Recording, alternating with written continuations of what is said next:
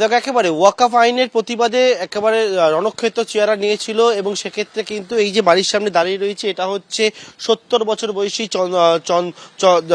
যে হরগোবিন্দ দাস এবং ৪০ বছর বয়সী চন্দন দাস তার বাবা ছেলেকে একেবারে নৃশংসভাবে খুন করা হয়েছিল।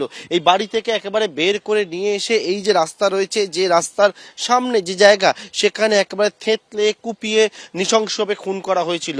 ১৩ জনকে দোষী সাব্যস্ত করা হয়েছে এবং সেই রাস্তায় দেখতে পাচ্ছ শামসেরগঞ্জ, জাফরাবাদ বা মুর্শিদাবাদের বিভিন্ন যে প্রান্ত, সেখানে এখনো পর্যন্ত বিএসএফ মোতায়েন রয়েছে। স্থানীয়রা দাবি করেছিলেন যাতে বিএসএফ থাকে, সেই মতো এখনো পর্যন্ত বিএসএফ মোতায়েন রয়েছে।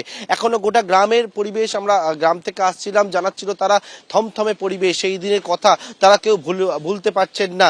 একেবারে সারাটা দিন গত 12ই এপ্রিল যে পরিস্থিতি হয়েছিল, একের পর এক বাড়িতে ভাঙচুরের ঘটনা, খুনের ঘটনা, এবং সেই ঘটনায় যে চন্দন দাস এবং হরগোবিন্দ দাসকে খুনের ঘটনায় ১৩ জনকে দোষী সাব্যস্ত করেছে। আর কিছুক্ষণ পরে কি সাজা হবে সেটা শোনাবে জঙ্গিপুর আদালত।